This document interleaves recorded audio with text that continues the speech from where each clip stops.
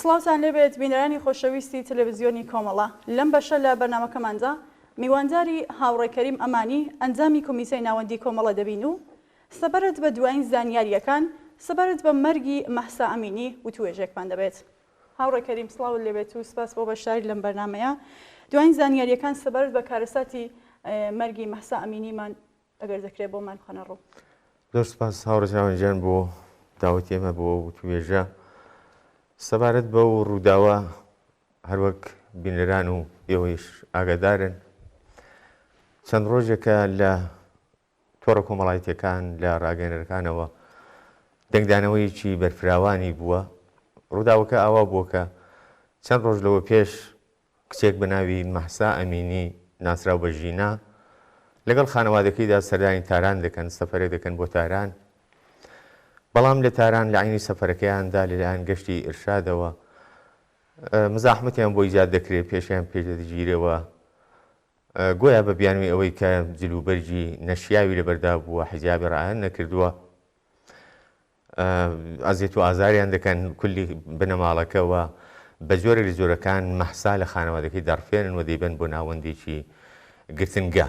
و دواتر پێیان دەڵێن بە خانەوادەکەیان کە دەکرێت بۆ زانیاری و بەدادچوونی مەحسا یەکچەکەتان بێن بۆ ئەو شوێنە. دوای ماوەیەک چەند کاتژمێرێک لە دەست بەسەرکرانی کە تێپەڕ دەبێت، مەحسا بەهۆی ئەوەی کە ئەزیێت و ئازار دەدرێت، ئەشکەنجە دەدرێت بە تەنانەت بەو وەنێک کە دەیژوەزنەوە گویا ئیسپرێ و شتەی بە سەر چاودا دەپژێنن، لەسەر خۆ دەچێتە کۆماوە دەیبەن بۆ نەخۆشخانە. دوای ماوەیە کە بەداخەوە ڕۆژی جومعەواتە دوێنێ کۆتایی بە ژیانی هات و ئاخرین هەناسەکانی کێشا و داخێکی گەورەی خستە دڵی خەڵکی کوردستانەوەوە. ئەو ڕووداوە بە جۆرە لە جۆرەکان زۆر ئانی هەر لە سەرەتایی چوونە کۆمایەوە، لە سەرەتای ڕوودانی ڕووداوەکەوە هەتا کاتی مەرجی و هەتا ئەم لەحزەیەش کە ئێمە قسەی لەسەر دەکەین دەنگدانەوە و ڕنگدانەوەیەکی عەزیمی بوو لە ئاستی ناوە لە کوردستان، لە ئاستی ئێران بەگشتیوە لە دەرەوەشدا لە ڕاگەیەنەرەکاندا. دیارە زۆر بەداخەوەم ڕووداوی لەو چەشنە ماوەیەک لەوە پێشتر شاید زیاتر لە 2 هەفتە تێپەڕ نابێت کە لە مەریوانیش ڕووداویشی هاوشێوە لەوێ ژنێک بە ناوی شلێر کە خاوەنی منداڵ و خێزان بوو، بەهۆی ئەوەکە کەسێک دەیویستە درێژی بکاتە سەر لە باڵکۆنێکەوە خۆی دەخاتە خوارەوەی ژیانی لەدەستدەدا. ئەویش بە شێوەک لە شێوەکان کاردانەوەیشی زۆری لێکەوتەوە، خەڵکی مەریوانی بە شێوەک داغدار کرد. لە کاتی ڕێوڕسمەکانیاندا خەڵک ئیبرازی ناڕزایەتی و خۆپیشاندان و ئیبرازی تەنەفور لەو جینایەتانە و لەو دەستدرێژانەی کە مەئمورانی ڕژیم و دەستپێوەندەکانی دەیکەنە سەر ئازادی تا کەس و ئازادی کەسەکانەوە بەتایبەت مزاحمەتایەک بووە ئاستەنگایە کە بۆ ژن دروستی دەکەن. ئەوانە بوو بەهۆی کە خەڵک ڕق و بێزارێکی زۆر نسبەت بە ڕژیم پەیدا بکەن. ئەم دوایین ڕووداوەش کە پەیوەندی هەیە بە مەحساوە، دوای ئەوەی کە دوێنێ ژیانی لەدەستدەدات، ڕژیم لە ترسی ئەوەی کە بێگومان ئەم ڕووداوە کاردانەوەی دەبێەوە خەڵک لە بەرابەریدا مەوزع دەگرێت، بۆ خۆشی پێی بەوە بردبوو کە چی جینایەتێکی وەحشەتناکە، کارەساتێکە ئەسەندنی ژیان لە ئینسانێک تەنیا بەخاتیەوەی کە جلوبەرجی وەگەوەی کە ئەوان دەیانوێت لەبەر نەکردوونە پۆشیوە. بۆیە هەر لە بەر لەوەی کە تەنانەت گیانیش دەدەست بدا، چون ساعتها لە کۆمەدا بوو یا زیاتر 24 ساعت لە کۆمەدا دەبێت، ڕژیم بۆ ئەو ئەگەرانە ئامادەجیشی تەواوی چ لە کوردستان لە شارەکانی وسانی کوردستان وە چ لە تاران لە دەوروبەری بیمارستانی کە مەحسای لێ بەسەری کرابوو بەنێوی بیمارستانی کەسرا لە مەیدانی ئارژانتین و ئەو شەقام و کوچۆکۆڵانەی منتەهی دەبنەوە بۆ بیمارستانە، لەوانە ئامادە باشێکی تەواوی بوو و دەیزانی کە حتمەن لە ئەگەری ڕوودانی هەر شتێکدا خەڵک کاردانەوەی دەبێت کە وەکو بینیمان بە مەحزیەوەی کە خەبەری فەوتی مەحسا ڕاگەیەندرا، چه خانەوادەکەی و ئەو کەسانی کە دۆست و ئاشنا و چالاکانی ئەو بوارە بوون و چه بەشێکی بەرچاوی لە خەڵکی تاران لە دانیشتوانی خەڵکی تاران لە ژنان و پیاوانی ئازادی خواست بە بیستنی ئەو خەبەرە ڕژانە ئەو منتخەیە ئەگەرچی ئاستەنجی زۆریان بۆ دروست کرا، بەڵام ناڕزایەتیان دەربڕی بە دروشمی دژی ڕژیم و مەحکومکردنی ئەو جنایەتە دەنجی ناڕزایەتی خۆیان بەرز کردەوە هەر ئەو جەمعەش کەوتنە بەر لێدان و ئەزیەت و ئازار و چەند کەسیشان تەنانەت لێ دەستگیر کرا. بەدوای ئەوەدا تەسمیم گیرا کە جەسەدەکەی یا تەرمەکەی بێننەوە بۆ کوردستان و لە کوردستان لە سەقز لە شاری سەقز بە خایشی بسپێرن. دیارە پێشبینی ئەوە دەکرا ڕژیمیش پێشبینی ئەوەی کردبوو کە ئەگەر زۆر بە شێوەیەکی ئاسایی و وەکو نۆرماڵ تەرمەکەی بگەڕێنێتەوە بیداتەوە بە بنەماڵەکەی و بە خاشی بسپێرن حتمەن کاردانەوەی لێ دەکەوێتەوە خەڵکیێکی زۆر تێدا بەشدار دەبێت و دەبێتە زەمینەیەک فەزایەک بۆ ئیبرازی ناڕزایەتی و بۆ هەڵڕشتنی تەواوی ئەو قین و تەنەفر و بێزاریانی کە خەڵک ساڵەهایە لەم ڕژیمەی کۆ کردوێتەوەوە ئەوە لە دەرفەتێکدا بێگومان دەردەبڕێت و لەخۆیان نیشان دەدەن. بۆ پێشگیری لەوە جۆرێک لە جۆرەکان کەوتنە فریوکاری کەوتنە جۆرێک پەیام و وتە و ڕاگەاندن و ئیتلاعات گەیاندنی نادروست و دژ بە یەک سەرەتا قەرار بوتیان بە هەواپەیما تەرمەکەی دەگەێنەوە کوردستان یان ئوستانی کوردستان و سەنەندەج و لێەوە دەیبنەوە بۆ سنە و دواتر بە خاشی دەستپێرن. بەڵام خەڵک کە چاوەڕوانی ئەوە بوو یا لانی کەم زیێنێتی شوا دروست ببوو بە ئەکسەوە تەرمەکەیان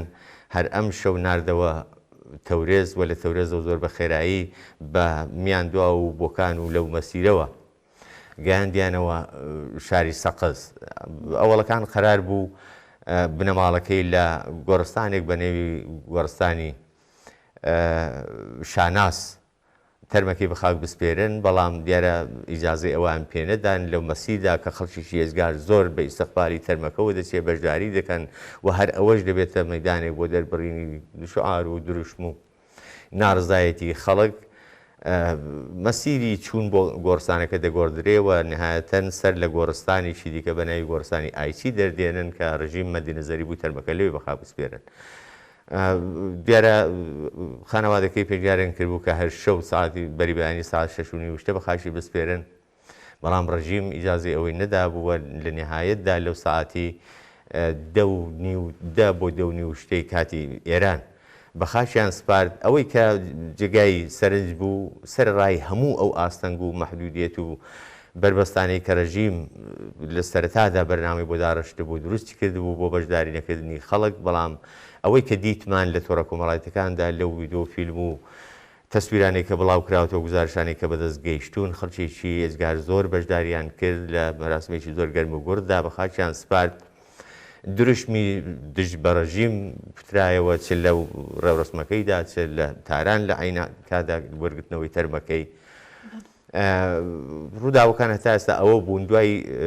تەواوبوونی بە خاکسپاردنی مەراسمی بە خاکسپاردنی هەر ئەو خەڵکە بەو ڕێژەی کە بەشدار بوون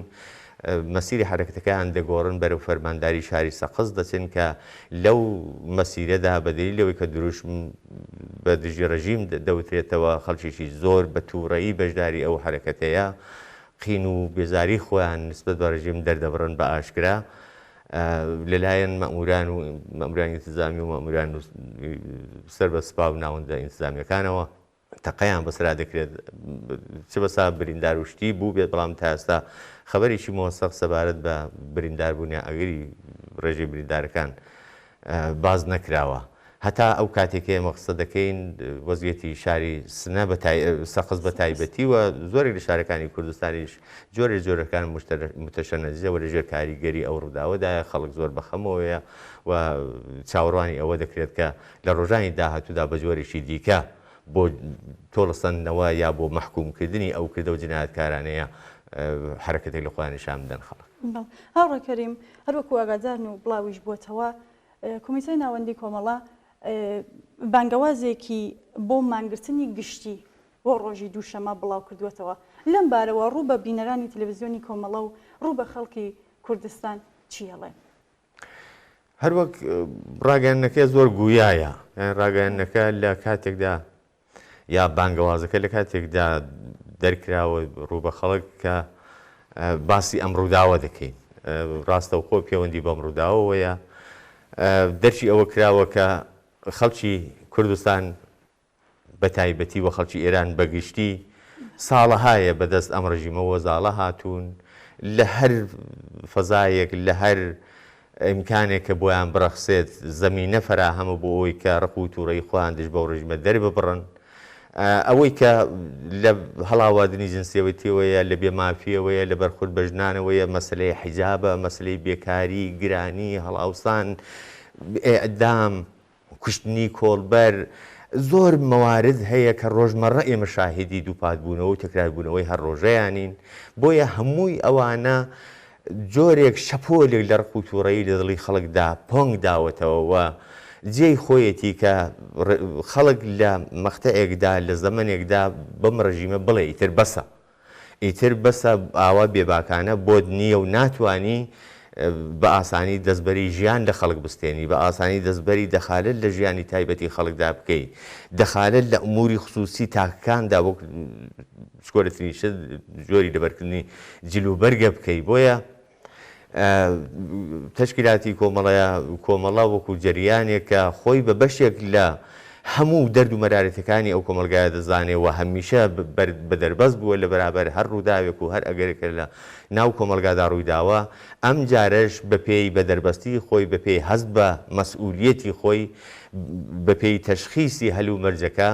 پێی وایە کە ئێستا گونجاوە شرایطەکە فراهەمە زەمین بەستەرەکە فراهەمە بۆ ئەوەی کە خەڵکی کوردستان بەجێی ئەوەی کە تاکو و تۆک ناڕزایەتەکان لەم شار بۆ ئەو شار بە شێوەی مەحدود و بەرتەسک بەڕێوە بچن و ئیمکانی سەرکوت بدەن بە ڕژیم بتوانێت بە ئاسانی دەستی بۆ بچێ و بۆ سەرکوتیان بکات لە حرەکەتێکی یەکگرتوودا مشابهی ڕابردوو تەجروبە کراوە ئەو حرەکەتە شازەی گەلاوێژ و ڕۆژەکانی دیکەمان لە یادەکە بە مناسبەتایەکی جۆراوجۆری هاوشێوە خەڵکی کوردستان بە شێوەیەکی یەکدەست بانیان گرت دوکان و بازاریان تەختە کرد خەڵک نەچوونەوە سەرگار کارگا و ناوەندەکانی کاریان تەحتیل کرد و سکوتێکی وەک دەڵێن بەسام تەواوی فەزای کوردستانی داگرت و ئەوە خۆی وەڵامێکی زۆر کاریگەرێت لە هەر مەختەیەکدا بە ڕژیم دەدرێتەوە بە هەموو سەرڕۆیەکانی بە هەموو زوڵم و ستەم و جنایەتەکانی بۆیە ئێستاش کۆمەڵە لە ڕووی بەرپرسیارەتیەوە هەستاوە بە ڕاگەاندنی ئەم فراخانەوە داوا لە کۆمەڵانی خەڵکی کوردستان بەگشتی و کۆمەڵانی خەڵکی ئێران دەکات تەنانەت کە ڕۆژی دووشەممە لە مانگرتنیشی گشتیدا بەجگای ئەوەی کە برژ لە دەستەر شەقام بەجگای ئەوەی کارەوە کوتمان بە شێوەی پراکەدەنم لەولا دەست بدەنە حرەکەتی ناڕزایەتی بەڵکە لە حرەکەتێکی هاوپشتی و یەکگرتوانەدا مانگرتنیشی سەراسەری لە کوردستان دەست پێ بکەن ڕۆژی دووشەممە نەچنە سەر کارەکانیان کار بایکۆت بکەن ناوەندەکانی کار ناوەندەکانی خوێندن دوکان و بازارەکان تەختە بکەن و بەو حرەکەتە یەک دەست و یەک نەواخت و هاوپشتیە جوابێکی نایتوند بۆ مەحکومکردن بەم جینایەتانی ڕژیم بدەنەوە ئەمە باشترین زەرفە بۆ ئەوەی کە خەڵک بتوانێت لە شوێنێکدا سربەرزانە لە مەوزعێکدا دژ بە هەموو جینایەتەکانی ڕژیم سربەرزانە بێتە دەرێەوە مەوزعی لێبراوانە و خاتایی خۆی دەربڕی بێت کە من هیوادارم و لێرەوە داوا دەکەم لە هەموو خەڵکی کوردستان هەموو ژنان و پیاوانی ئازادی خواست بەرابەری تەڵەب لە هەڵسوراوانی تەشکیلاتی کۆمەڵە لێ ناوەوە کە سەئی بکرێت هەوڵ بدرێت بۆ ئەوەی کە بە هاوکاری هەموو لایەنەکان ئەو مانگرتنێکی سەرکەوتوو بێت وە دەرەنجامێکی یەکدەست و لە عینی حاڵدا وەڵامێکی پراوپڕ بێت بە هەموو ئەو جنایەتانی کە لە توولی ساڵی ڕابردوودا شاهدی بووین و ڕژیمی کۆماری ئیسلامی ئاملیان بووە. زۆر سپاس بۆ بەشداریتان. سپاس بۆ ئێوەش. بەڵێ عزیزان و بینەران بەم شێوەیە گەیشتنە کۆتایی ئەم وتوێژەشمان لەگەڵمان بمێنەوە بۆ درێژەی بەرنامەکانی تەلەڤیزیۆنی کۆمەڵە.